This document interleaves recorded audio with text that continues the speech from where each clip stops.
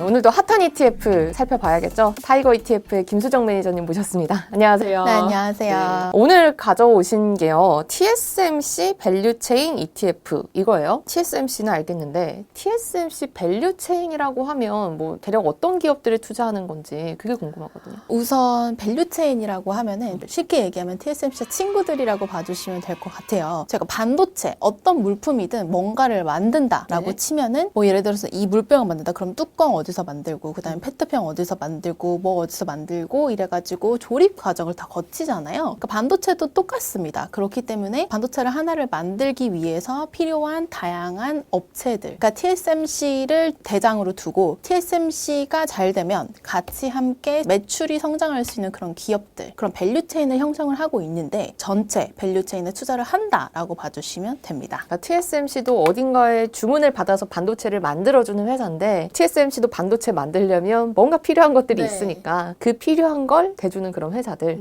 그런 회사들을 다 같이 묶어가지고 이제 TSMC 밸류체인으로 저희가 묶었다라고 봐주시면 되고요. 이게 반도체 업체들은 사실은 하청을 주고 이런 관계를 가지고 있기 때문에 관계가 굉장히 끈끈합니다. 저희가 생각하는 것보다. 뭐 예를 들어가지고 전기차 같은 경우에는 테슬라는 맨날 자기네들이 다 수직화할 거다 이런 얘기들을 하지만 반도체 같은 경우에는 많이 이렇게 다 나눠져 있습니다. 설계하는 업체 따로 있고 그다음에 파운드리 업체 따로 있고 그 파운드리 공정에 들어가는 기계 하나만 막 이제 잘 생산하는 업체들이 또 따로 있는 그런 분야다 보니까 저희가 밸류체인을 이제 묶어가지고 상장을 한다라고 봐주시면 됩니다. 근데 그러면 여기에 TSMC도 어쨌든 들어가 있는 거죠? 네, 그렇죠. 주인공입니다. 얼마나 되나요, 비중이? 저희 타이거 ETF가 이번에 출시하는 TSMC 밸류체인 팩셀 ETF 같은 경우에는 TSMC의 비중이 한 30% 정도 가량 됩니다. 굉장히 크죠. 이제 TSMC를 긍정적으로 보시는 분들이 있는데 연금 계좌에서는 개별 종목 투자가 안 되니까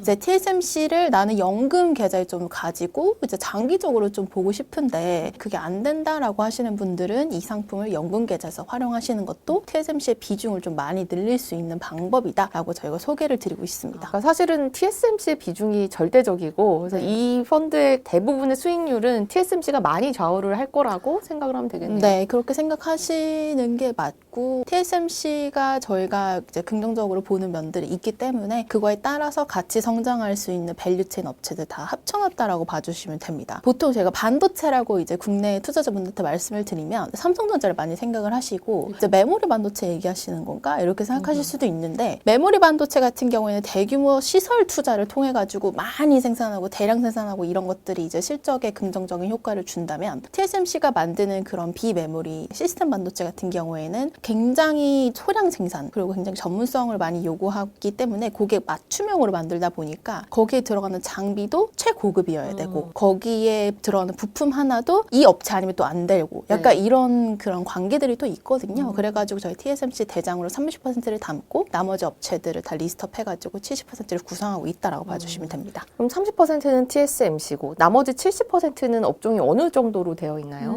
장비 업체들이 한 40% 정도 차지를 합니다. 사실 어플라이드 머티리얼스, 그 다음에 ASML, 도쿄 일렉트론, 램리서치, KLL 등 뭐 업계 1위 이런 애들이 한 40% 정도 차지를 하고요. 장비 업체들이. 그 다음에 나머지 30%는 이제 웨이퍼 제조업체. 그런 1등은 아니지만 TSMC 향 매출 비중이 어느 정도 있는 그런 기업들로 구성을 해놨다라고 봐주시면 됩니다.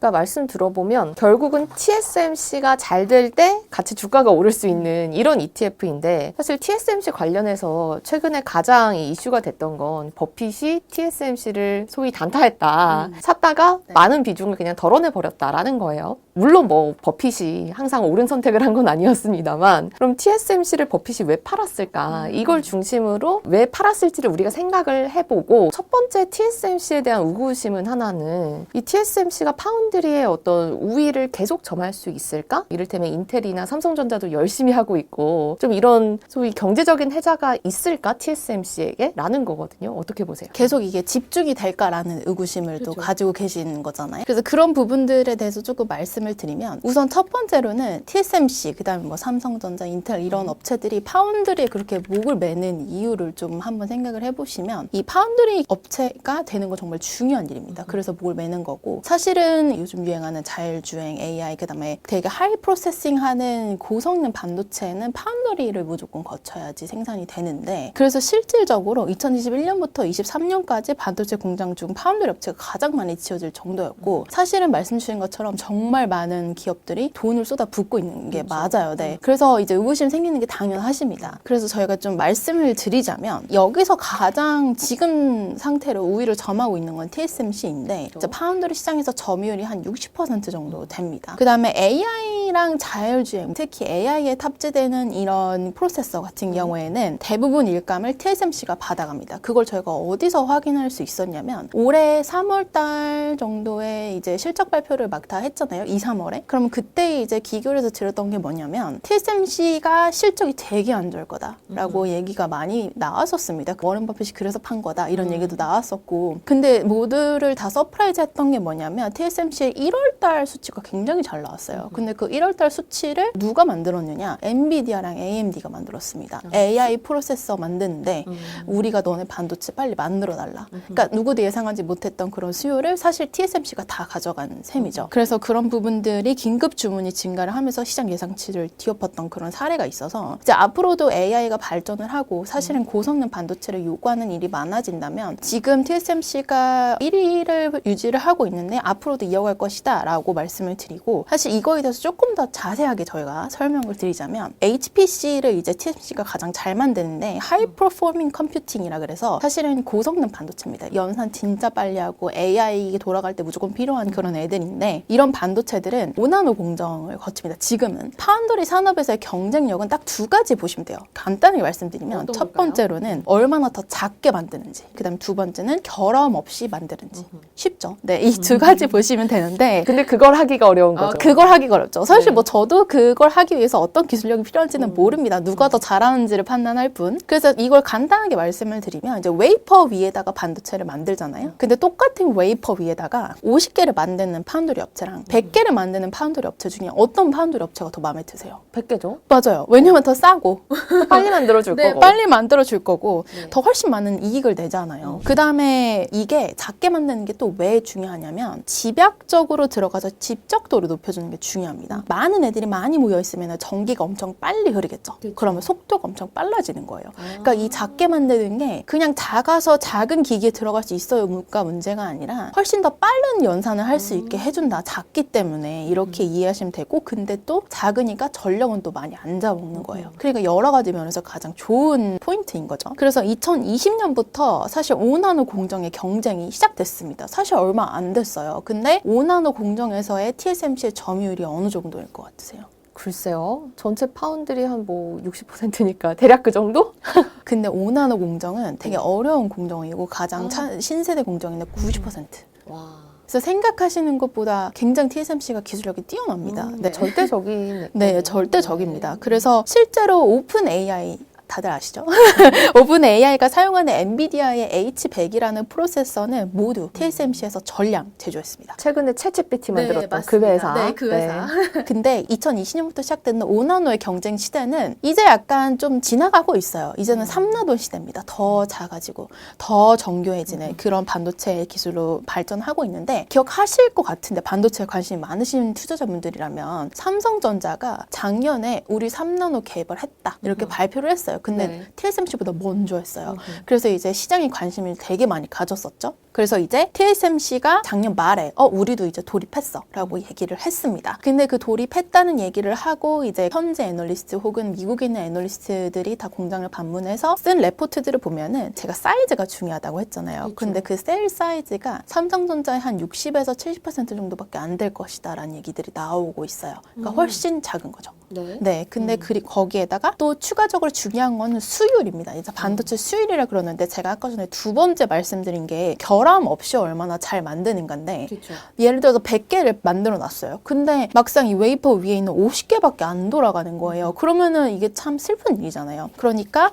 이 수율이 중요한데 골든 수율을 90% 정도로 봅니다. 근데 TSMC는 지금 한 80에서 85%, 나머지 경쟁사들은 한 50에서 60% 정도의 반도체 수율을 보일 것이다라는 게 이제 업계의 전문가분들의 의견이라고 보시면 됩니다. 3나노에 대해서 네, 3나노에 대해서도 이미 5나노는 90%니까 사실 TSMC가 더 이상 뭘 어떻게 할 건 없을 것 같고요. 앞으로 도래할 3나노 시대에서도 TSMC가 더 작고 더 정교하고 더 결함이 없는 반도체를 만들 것이다라는 게 학계의 정설을 봐주시면 되겠고, 그러니까 시장 점유율도 높을 뿐만 아니라 특히 첨단 공정으로 가면 갈수록 훨씬 네. 더 강력한 시장 점유율을 가지고 있다. 뭐 이런 말씀이신 것 같은데, 근데 두 번째는 이게 반도체 업황에 대한 얘기요. 그러니까 지금 경기 침체되니까 이제 반도체 그 수요가 많이 줄어들 것이다. 네, 물론 네. 뭐 길게 보면 늘어나긴 하겠지만 그래도 당장 수요가 줄어들고 지금 반도체 기업들도 다 힘든 상황인데 TSMC 역시 비슷하지 않겠느냐라는 그런 걱정이거든요. 이 부분은 어느 정도는 저희가 맞다고 말씀을 드려야 될 것 같아요. 왜냐하면 숫자적으로 나오기 때문에 사실 반도체 업황은 경제의 둔화에 따른 수요 둔화에서 이어진 이야기죠. 말씀 주신 것처럼. 네. 그래서 2023년 1분기인 지금까지도 사실은 재고가 막 눈에 띄게 개선되고 있지는 않아요. 그래서 그 부분은 어느 정도 감안을 하셔야 되는 거고, 사실 이번 다운 사이클이 만들어진 계기가 반도체 사이클에서 벗어났었어요. 과하게 벗어났다가 이제 원래 사이클로 돌아오는데 그게 조금 고통스러운 거죠. 근데 거기에 금리 인상까지 겹치면서 성장성 기반으로 움직이는 반도체 업체 입장에서는 이제 주가가 안 좋을 수밖에 없었던 그런 이제 1년, 그 다음에 1분기였다라고 봐주시면 될 것 같고요. 근데 금리 인상 단행하면서 거품이 빠졌다라고 보시면 되고, 그러니까 이제는 많이 주가도 빠졌고 재고도 많이 쌓여 있는데 이제 소진이 될 거라고 많이들 생각을 하시고, 그다음 바텀을 지나고 있다는 생각이 듭니다. 1년 동안 너무나도 안 좋았기 때문에 한마디로 반도체 산업이 너무나도 과도한 수준에서 돌아오는 과정이라고 봐주시면 될 것 같습니다. 그래서 제가 언제나 반도체 업황에 대해서 질문을 주시면 제가 말씀을 드리는 게, 단기적으로 봤을 때는 사실은 재고 소진이 조금 필요하고, 그 다음에 새로운 뭔가가 딱 나타나야 이제 다시 한번 슈퍼사이클이 오는데, 반도체 슈퍼사이클은 언제나 IT의 변화와 함께 왔습니다. 첫 번째가 이제 PC, 퍼스널 컴퓨터의 세대 때문에 반도체가 한 10배에서 20배 정도 늘어났고, 두 번째 슈퍼사이클이 핸드폰 그 자체에서도 10배, 20배 정도 늘어났고요. 거기서 다시 스마트폰이 나왔을 때 10배, 20배 정도 늘어났습니다. 그렇게 해가지고 이제 반도체 사이클을 겪어왔는데, 사실 지난번에 왔을 때 제가 말씀을 드렸을 때는 그 다음이 올 게 뭐 정확하게 서버 데이터 센터랑 그다음에 자율주행이랑 이런 거 말씀을 드렸었던 것 같은데, 이제는 사실은 이 모든 자율주행이랑 함께 AI가 좀 그 위치를 차지하지 않을까 싶습니다. AI도 사실 사이클이 있거든요. 근데 그 사이클을 봤을 때 얘네도 다시 꺼질까라고 많이들 물어보시는데, 꺼지기에는 너무 미국 테크 기업들이 투자를 한 지도 오래됐고 이제는 정말 돈을 수확을 할 시기입니다. 투자한 지 10년이 넘었기 때문에 수확할 수 있는 방법도 다 이제 나온 상황이라서 이런 AI 관련된 수요가 되게 빠르게 늘어나지 않을까라고 생각을 하고 있습니다. 그래서 단기적으로 사이클이 돌아오기까지는 사실 불분명성은 확실히 있긴 합니다만, 다 간 다음에 살 수는 없잖아요. 그러니까 이런 불분명한 시기에 잘 이제 보시다가 생각을 함께 해주시고, 단기적으로는 성장성이 기대되는 사이클에 이제 진입을 하고 있다라고 인식해 주시면 좋을 것 같습니다. 그게 어떤 것이 될지는 모르지만 어쨌든 자율주행이든 혹은 AI든 말씀해 주신 것처럼 뭔가 하나의 트리거가 나타났을 때 네. 또 반도체에 대한 수요가 확 살아날 수 있을 것 같다. 네. 그래서 요즘 이제 미국 반도체 기업들이 들썩들썩한다라고 봐주시면 될 것 같습니다. 주가 측면에서. 근데 이 TSMC가 어쨌든 대만 기업이잖아요. 네. 근데 또 지금 미국이 반도체 뭐 이런 배터리 관련해서 굉장히 맞아요, 산업적으로 모든 기업들이 우리나라에 들어와서 생산을 해라. 맞아요. 그런 요구를 한국한테도 하고 맞아요. 당연히 또 TSMC에도 하고 있는데, 이게 TSMC 입장에서 보면 또 미국에 새로 공장도 지어야 하고 어떤 경쟁력이 조금 예전보다는 덜해질 수 있는 부분이 되지 않을까, 이런 걱정들도 있거든요. 이건 어떻게 생각하세요? 지정학적 이슈가 사실 가장 어려운 이슈 같아요. 이거 뭐 예상하기도 좀 어렵기도 그렇죠. 한데, 이제 설명을 드리자면 TSMC의 가장 큰 고객은 애플입니다. 근데 그 다음에 제일 큰 고객은 퀄컴이라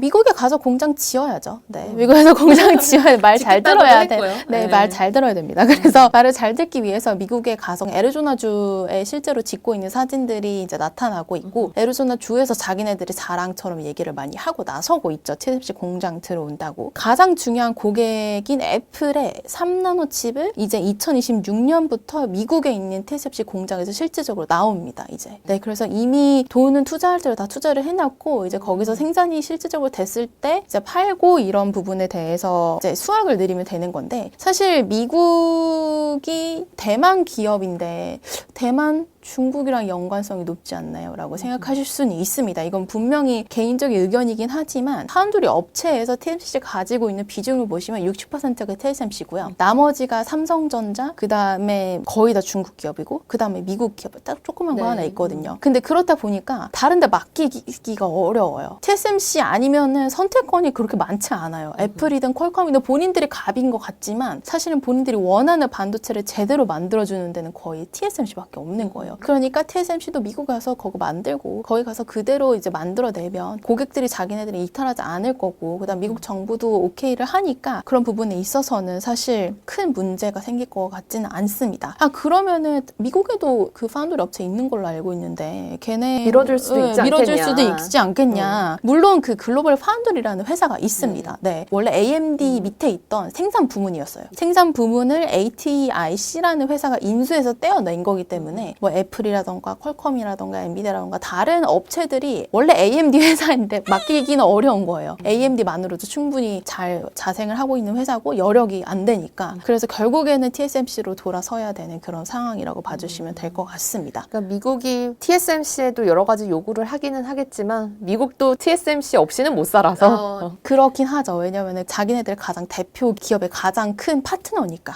네. 근데 이렇게 TSMC를 좋게 보면요. 사실은 그럼 그냥 TSMC 사면 되는 거 아닌가? 이런 생각도 들거든요. 그러니까 TSMC에 주식 투자를 할 때 그리고 TSMC와 TSMC 밸류체인 주식들을 모아서 투자할 때 이게 각각 투자자 입장에서 보면 어떻게 선택을 해야 될지 이거는 선택의 문제라고 저도 생각을 합니다. TSMC 밸류체인의 차이점을 말씀드리면 이 밸류체인에 포함되어 있는 업체들도 상당히 매력적인 업체들이라고 제가 한번 설명드리면 이해가 되실 것 같아요. 예를 들면 어떤 네, 게 예를 있을까요? 들면은 기업들이 장비를 제공하는 업체다 보니까 을일 것 같잖아요. 근데 사실 을이 아닙니다. 슈퍼 을이라는 별명을 가지고 있을 정도로 대단한 기업들인데 뭐 예를 들어가지고 반도체 공정이 8개가 있어요. ASML 같은 경우에는 반도체를 제작하기 위해서는 회로를 그려 넣어야 되거든요. 근데 그 회로를 그릴 때 가장 얇은 붓으로 가장 섬세하게 그리는 게 중요합니다. 워낙에 나노 단위로 저희가 지금 가고 있는 세상 속에 머리카락보다 얇은 그럼요. 회로를 갑자기 이런 두께로 그려버리면 안 되잖아요. 그래서 ASML은 무슨 일을 하느냐 이제 극자의 광원을 이용해서 노광 장비를 생산하는데 이게 무슨 말인지 모르겠다라고 하시면 세상에서 제일 얇은 붓으로 회로를 그 누구보다 정확하게 그려주는 장비를 제공하는 회사는 ASML 밖에 없어요. 그래서 사실은 ASML은 슈퍼을이라는 별명을 가지고 있습니다. 이미. 그래서 사실은 파운드리 업체들이 좋으면 ASML도 같이 좋을 수밖에 없는 상황이고요. 그 다음에 이제 도쿄 일렉트론 이제 회로 패턴을 그리기 전에 저희가 흰색 도화지를 꾹꾹이 탄데 그림을 그리면 엉망이 되니까